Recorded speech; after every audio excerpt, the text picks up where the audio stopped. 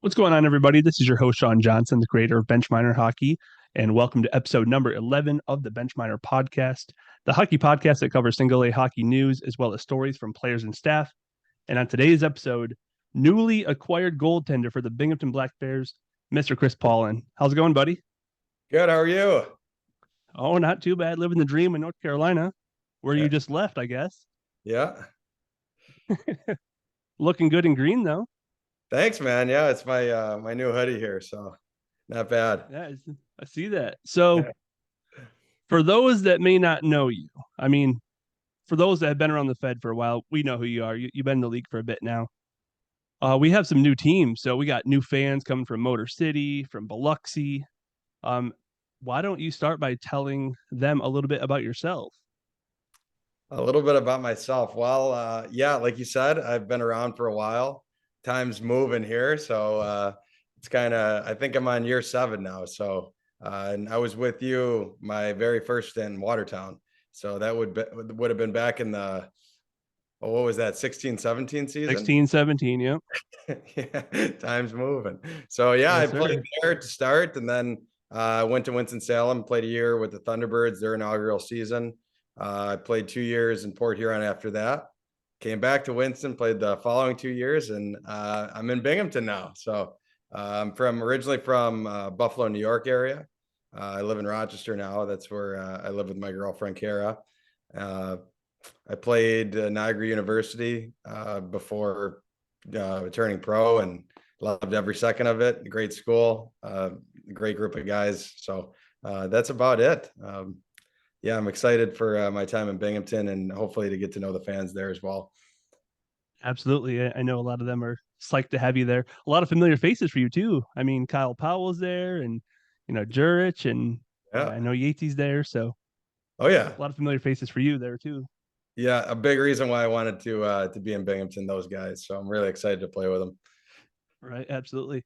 Um, Now let's go back to year one. You and I were together for your first year in 2016 in Watertown there. What was it like coming to the league for the first time? Well, that's a good question. I honestly didn't even know what the Fed was until Mhm. maybe like 2 weeks before I went there. I'd never heard of it before, and my season was wrapping up. And actually, my goalie coach at the time, he was the one who kind of taught to me about it and kind of put that in my head. And then Phil Esposito was the coach there at the time, and yeah, I don't know, maybe like 3 days after my college season ended, he called me and said he needed a goalie. And I kind of had a mutual friend with Phil tell me like you should do it. This is a good idea. And I went, and within like my first game was actually backing up in Port Huron. And within like 5 minutes of the game starting, it was Joe Pace Sr., the coach in Port Huron at the time, and Phil Esposito, and they were at the partition going at it back and forth. Yep. And my head was spinning. I'm like, where am I right now? So it's a pretty good introduction. Oh, good times, good times. Yeah. So I got to bring up this random story. So when you first came over to Watertown in 2016, you and I are, pretty good friends, getting to know one another. It was your first intro to the Fed, and I was just kind of there helping you guys out, equipment manager, whatever you guys need, I was there for you.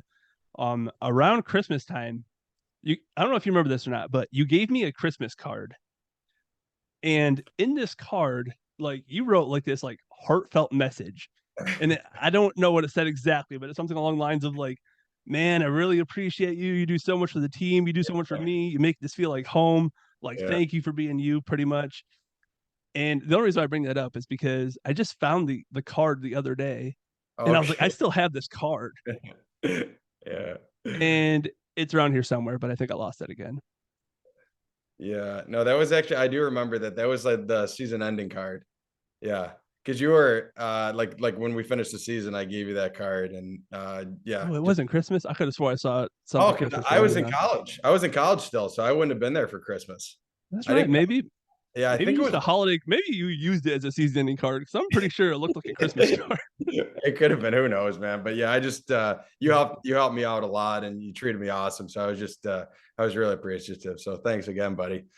Oh, of course, I appreciate that. I just, I know it's like a small gesture, but man, that's one of the nicest things anyone's ever done for me. So I appreciate that. Thanks, dude. Yeah, I appreciate you. So besides the Christmas card slash season ending card, we'll move on here. Yeah. The 16-17 season, I know you came over to Watertown, but then you said you went to the Prowlers, you went to the Thunderbirds, back to the Prowlers. Why was there kind of like a back and forth between the Prowlers and Carolina? What kind of drew you to both teams? Well, I went to what drew me to Carolina at first. It was a new team, and I knew I didn't play with him at school, but I went to school with Josh Petrantonio.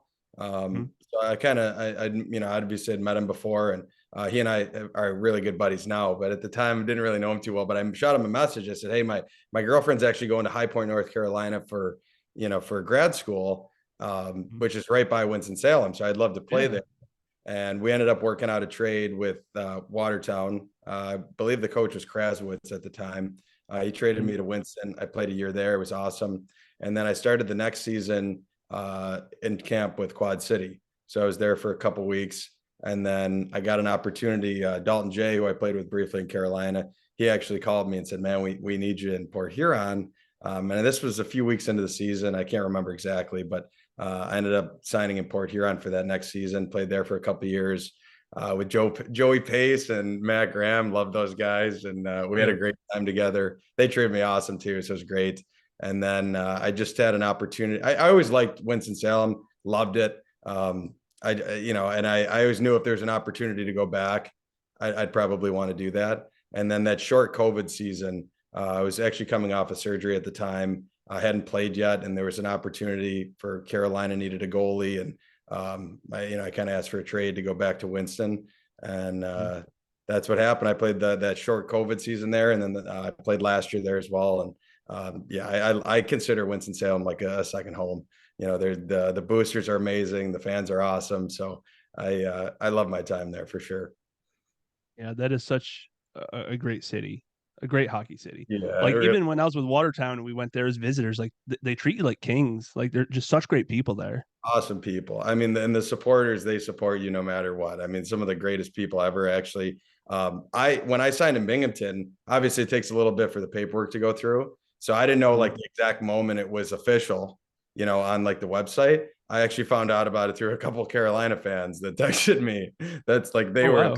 they knew before I had yeah, so they're just awesome fans. They support you really well. And yeah, I've gotten a ton of messages from Carolina fans just wishing me well. And them obviously means a lot to me. So they're great people.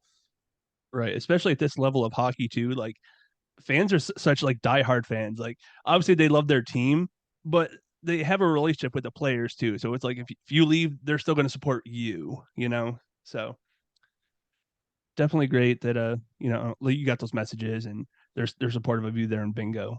I know Yeah. like a bunch of Watertown fans like they still love Kyle Powell. Kyle Powell ain't been there for a Yeah. couple seasons, but man, he's still a fan favorite in Watertown. Oh, he's the mayor in that town. Yeah, I know. We tell him that all the time. Might as well be. Yeah. So what was I gonna tell you? So I know you said, each organization kind of like has its pros and cons. Like, you said you like all the organizations that you played for. Does one stand out more than another? That's a good question. Yeah, I'd say, like you said, every team has pros and cons to it. Obviously, the number one goal is to win. And we obviously fell short of that in North Carolina last year. I really I got close to the area in North Carolina. I Mhm. love my time in Port Huron. I was brief, but I really love my time in Watertown. That's a really good organization. And obviously, I'm super excited just starting out in Binghamton. But I played 3 years in Carolina, so I played a lot of games for them. I love Winston Salem. I Yeah. still like that whole area, and then I got really close with a lot of the boosters and supporters there. Had great teammates during my time there. So yeah, there's always a special place in my heart for Winston for sure. Right. Except for Jay Krupp. He sucks. I played with him too down there, Groupie. Just kidding, Kruppy. We love you. Yeah. Um, do you have any crazy road trip stories? Oh, buddy. Yeah, I do. Oh yeah, I know. That was a silly question. The real Yeah. question is which one should I share?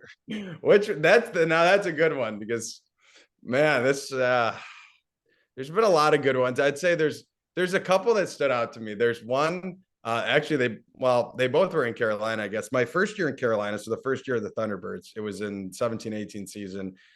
We were going to Danville and we got stuck like an hour, probably about an hour away from Danville.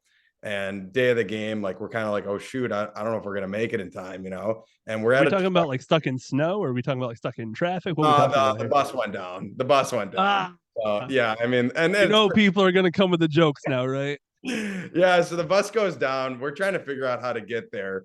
I remember it's just kind of funny. I remember there's like one of those trucks that like, are like towing cars and behind it, like they have the lifts.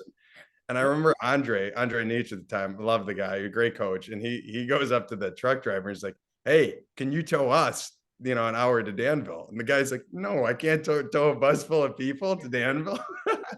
So we were all laughing about that. It turns out we ended up getting a couple of U-Hauls.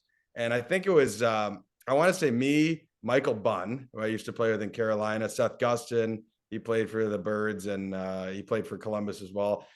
Us three were stuck in the back of this U-Haul for about the last hour of that trip with all the hockey bags crammed in there, bouncing up and down. I think Krupe was driving, and every Oh time my he was goodness. swerving around, and so that was a good one. Yeah, that was a good story. We ended up getting there. We ended up winning the game. So we got there like 20 minutes to spare. So that was a So it good was one. worth it though. Yeah, it was it's a good story for sure.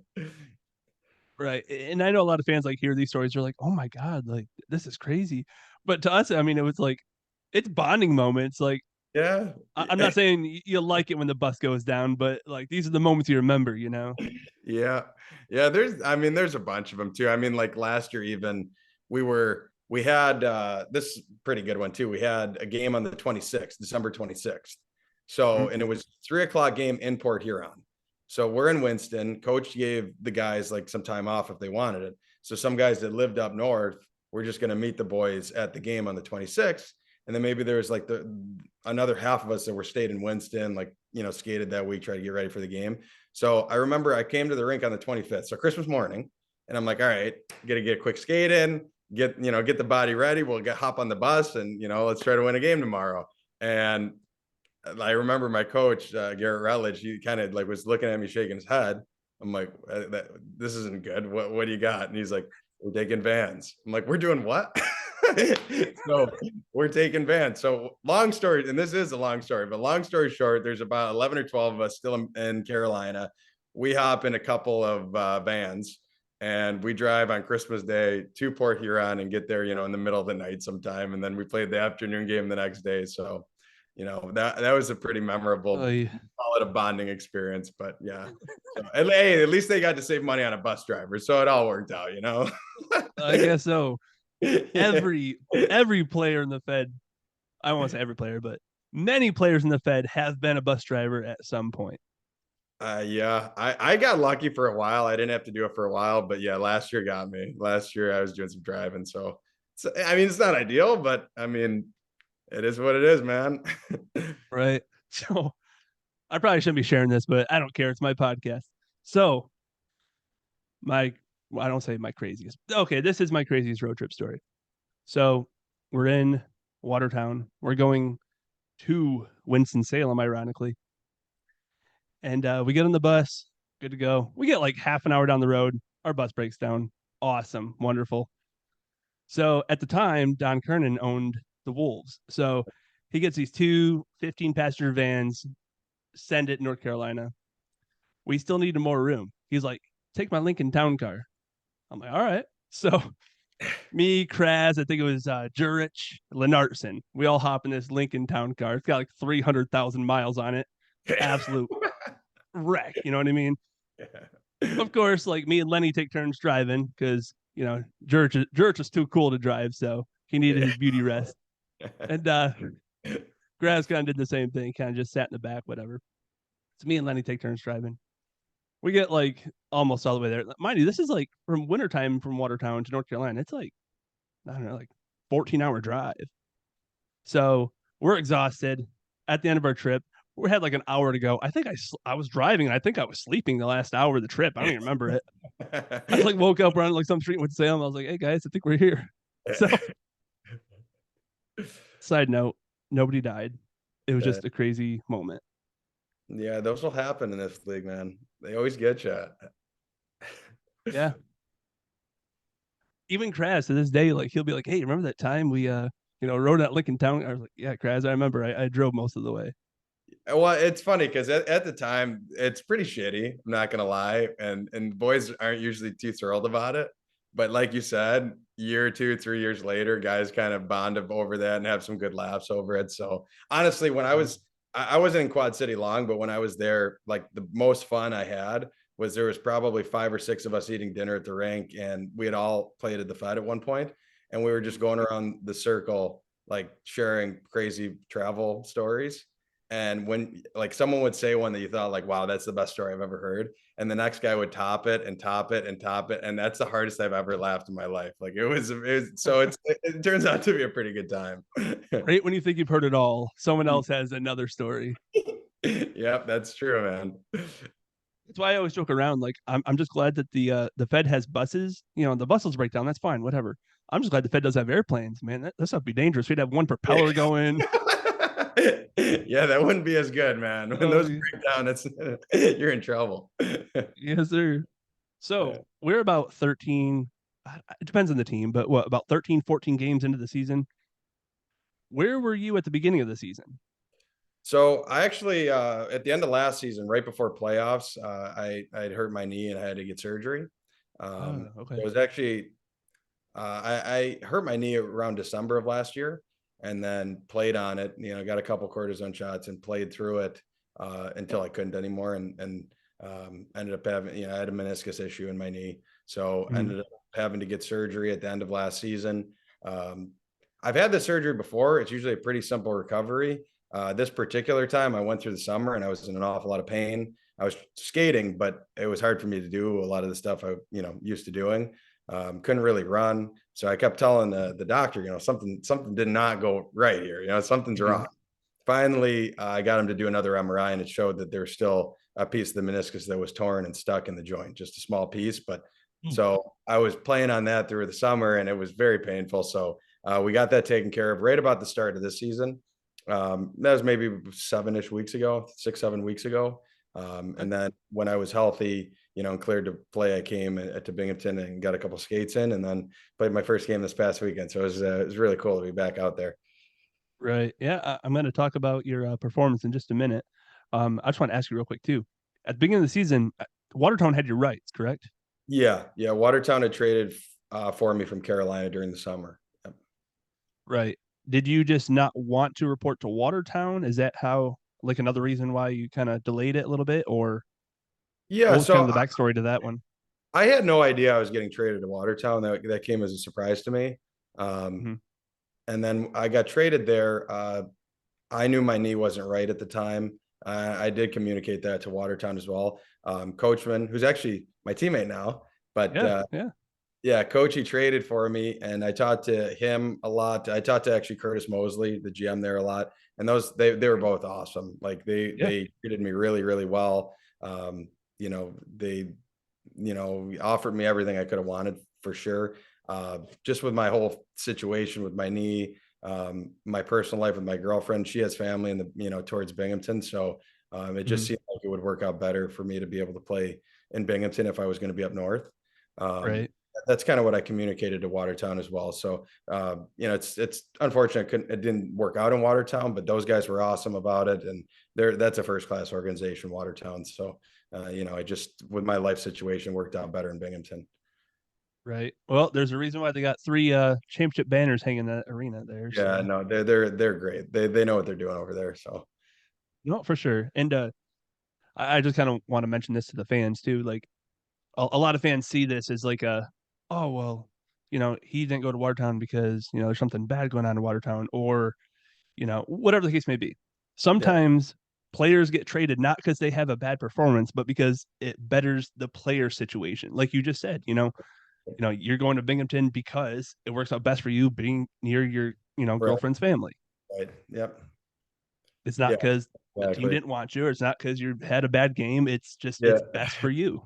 yeah. No, so I ended up not going to Watertown, and I couldn't have gone anywhere anyway at the time because and I was as the season was starting, I was getting surgery. So um, Mm-hmm. so I would have been out anyway. So it kind of worked out. Again, it kind of came as a surprise to me. I didn't know I was going to get traded to Watertown. Wasn't expecting that.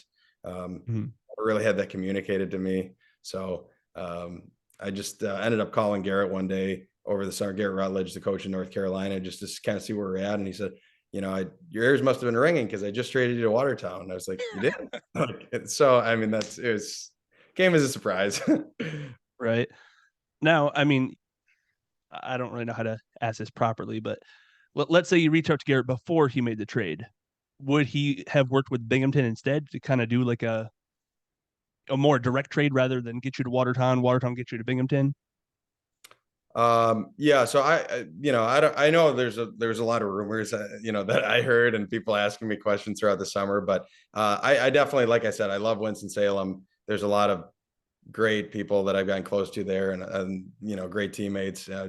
John Butita, the player coach there, he and I have become great buddies.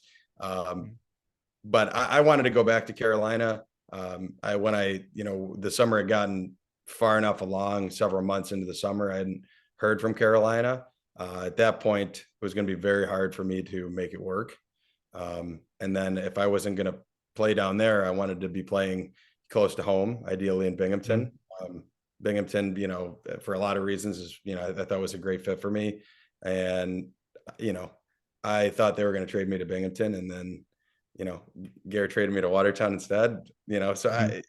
there's a lot of stuff that happens behind the scenes, but at the end of the day, I'm where I want to be right now. I'm very excited to be there. It's Binghamton seems like an awesome organization. The boys are awesome. Seems like the team's really clicking these last couple of weeks, really progressing in the right direction. So, they've treated me awesome so far too. So I'm really excited to be in green. So Awesome. Well, you look good in green, man. thank you. I gotta ask, what was it like putting on that green Binghamton jersey for the first time and getting your first start there at Visions Veterans? Yeah, that was it was exciting. I mean, like I'd said, I hadn't really taken too many pucks leading up to my, getting to Binghamton just with the recovery. And I did a lot of skating on my own, but it's obviously not the same. And as a goalie, you want to be, feeling a couple pucks and reacting a little bit. So I was Mhm. really excited, definitely nervous as always. I was excited. It was really cool to see the fans and how engaged they are, and how much it seems to mean to them, which is really cool because it's, leaving Winston, that's the same thing down there. So it was awesome how passionate the Binghamton fans are. It was a little strange after, putting on the Carolina jersey for a while there to put Binghamton Right. on. But yeah, I mean, I was really excited to play, and then ultimately you're trying to win. So we were fortunate enough to get a win that night. So it was exciting. Absolutely. Your first start with the new team, your first win, looked good in net. Thanks, buddy. Yeah, the boys played really, really well. The defense were awesome. So that tends to make a goalie look good. It does. And I'm gonna throw a huge shout out to Taylor Cutting. What a game he had. 2 games. Yeah, yeah. Phenomenal. Yeah, no, he was another guy really itching to get going and get his feet wet in Binghamton, and I thought he was outstanding, and yeah, I told him after the game, I'm like, man, if you didn't play so well, who knows how many goals they would have scored, So yeah, Right. honestly, that went for the whole decor. I thought the whole decor was outstanding. I thought the forwards played great defensively, and even at the end of the game where we had a 2 or 3 goal lead late, and the boys were awesome at getting pucks out, getting pucks in, and kind of icing the game for us. So I don't think I had to touch a puck in the last 4 or 5 minutes. I mean, they were awesome. Right. Yeah. They played great. Like it was a very close game right up until the third period. Then you guys just kind of ran away with it. Yeah. So, Yeah. um, and you better get used to seeing Watertown because you guys see them quite a bit this season, don't you? Yeah, yeah, we do. They play hard. I thought they were a good team, and they definitely had their moments in that game too, where they kind of made a push. So, I thought, just looking at that one particular game, we were down by a goal late in the second, then we had 2 awesome plays that got us right back in the game. We took a 4-3 lead going into the third, and then I think that was a huge momentum boost for us. So, but yeah, they're a good team. They kept pushing hard, and they got some dangerous threats for sure. Definitely. Yeah. I mean, I'm not gonna harp on Watertown because this is we're talking to a Binghamton player right now, but they just have one of those rosters where like there's just no quit in those guys like Larry Yeah. Eleni and Liam Little. Like they just have a team full of workers. So Yeah. you're gonna have to face them a lot this season, and you know, Yeah, no, we all knew in the locker room too it was gonna be a battle through for 60 minutes. So I think we were prepared for that as a group, and I thought it was a good hockey game. right? No, absolutely. Now, what are some of your goals this season, kind of on the ice and off the ice there in Binghamton? Yeah, off the ice, obviously I'm pretty new to the area, so obviously getting to know the people around the organization a little bit better. Some of the supporters in Binghamton would be awesome. On the ice, it's pretty simple. I played for a while now, honestly, and the only reason I'm still playing is because I want to win a championship. So there is no other goal. So that's it. Pretty simple. Yeah, I'm saying a black and green ring would look pretty cool. Yeah. That's it. It's not easy, but it's very simple. So Yeah, we talked to Kyle Powell. He came on the podcast earlier in the series here, and he said the same thing. He's like, end goal is just to get that ring here in Binghamton. So yeah, best of no, luck to y'all. It looks like you guys got the pieces. Now you just got to put in the work. yeah, for sure. There's a lot of teams. There's a lot of good teams that feel that they have a chance to win this year. So we'll see how it goes. But we're focused on trending in the right direction. Obviously, peaking as we go here. So Right. I even talked to Parker Moscow last week, and from Elmira, and like I was telling him, like you guys started off slow, you guys are turning it around. Nobody is mathematically eliminated from the playoffs yet, so it's anybody's game. yeah, no, yeah, you touched on Elmira. They've gotten a lot better as they've won. Even when I was recovering from surgery, I was trying to watch pretty much all the teams play and just get an idea where the league is. And yeah, I think Elmira's, they're a tough out for sure. So I know we'll play them again at some point here, and they're going to be the whole division's going to be tight. Like there's no easy nights. So No, you're absolutely right. So we're running low on time here, but let me get to a couple fan questions real quick. all right, Number one, what are your thoughts about Carolina? Rumors were you did not want to stay. I think you kind of just touched on that a little bit, yeah, and I did, I, yeah, I I don't think did. that's too I very would, much truth to that, but I would just say that's not true. I did not want to leave Carolina. Like I said, I consider it a second home. Um, but the way the kind of the summer went, I kind of had to make decisions, based on if the organization wasn't going to, talk to me or communicate with me, then, I had to make something work. And, I was fortunate enough to get to talk to, the coach here, Gary Gill, and mhm, it seemed like that was going to be a really good fit. And, so far I'm excited to be here. perfect. Number two, you also kind of touched on as well, but what drew you to Binghamton? And be honest, was it near cheese pizza? Now I don't know what near cheese pizza is. I don't know. Do you know what that is? No, I don't. But man, it sounds like I should know. So maybe I'll have to figure it out here at some point. Yeah, go check out near cheese pizza. It must be good. Yeah, it must be, man. If it's drawing me. Oh goodness. And last one here. Who's your best friend on the Black Bears? Who would you consider your closest teammate? I know it's early, but Yeah, it is early. So I'm still trying to get to know everyone. I've hung out with Riley McVeigh a lot. One of the other goalies. We've talked a lot. He's a really funny kid. So we've gotten to know each other pretty well, bounce a lot of ideas off each other, try to help each other. So that relationship's been cool. Hopefully we'll, continue to build on that. I think the relationship, between the goalies is important for a team. And mhm, he and Joe Shepard, the other goalie, they've all been awesome to me and very welcoming and just great guys. And I would say my longest standing relationship is Kyle Powell. mhm. I got to know him pretty well in Watertown, and we stayed in touch throughout the years. So I was really excited. Honestly, he was kind of touching on that previous question. He was a big reason why I wanted to be in Binghamton, and guys that have won it before like him and Jurich, and now we got Coachy, guys that know what it takes, and can really lead a locker room. I think that's huge. So, and obviously Schultze's there wearing the C. He's been amazing. So we got some older guys that know what it takes. I'm really excited to be a part of it. Right. Absolutely. Well, I'm sure they're glad to have you. I'm glad you took some time to talk to us about it. A couple closing statements. Make sure you are following us on social media platforms. Make sure you're following us on the Apple podcast. If you're following along on Apple, make sure you're following us on the video podcast on YouTube. As long as the Black Bears as well. Make sure you're following them because you don't want to miss a Black Bears game. Speaking of Black Bears game, you guys have a huge weekend this weekend. Yeah. You guys are 1 point behind first place. 1 point. You Yeah. caught the hat tricks. You're there. Yeah. No, there. I mean, honestly, it's so early in the year, and better than most that like this, anything can happen throughout the season. So we're trying to not really focus too much on the standings. Just Mhm. focus on winning that particular night, and playing in Delaware on Friday. Those are always tough games. They give everyone a fit in their own rank, especially. So that's where our Mhm. focus is right now, just trying to win that one game, and not care too much about the standings right now. I know that's something that like a lot of fans look at, and that's great. It just I think it'll benefit us more to just focus on one night at a time. So Right. Couldn't agree with you more there. I just found it impressive because, man, Columbus and Danbury, they're looking scary good. Now, mind you, like you just said, anything can happen in the standings. There's injuries, there's call ups, there's unforeseen circumstances. So any of those teams could fall off. Any other team could rise. We've seen Elmira on a 5 game point streak. So anything can happen. But I just found it impressive that you guys caught them. They were streaking there for a while. And like you said, Friday, December 9th, you guys are in Delaware.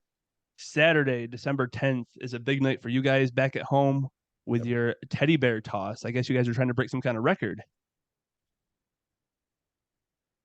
What, can you hear me? Yep. Can you hear me now? Yeah, yeah. You cut off for a second. Say that again with the teddy bear toss. Yep. You guys have a big night on December 10th because you guys are trying to break the record for most amount of bears in the teddy bear toss. Yeah.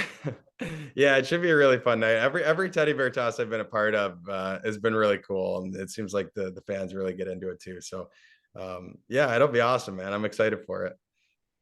Well, I don't know what record you're trying to break. I don't know if it's an FPHL record or if you're trying to go after the Hershey Bears. I don't know what record we're chasing, but you're chasing a record of some sort. Yeah. It's some record. It sounds great. So it sounds very exciting, and I'm sure that the fans they seem like really really awesome in Binghamton. So I'm sure it'll be a good turnout, and it'll be a fun night hopefully. Right.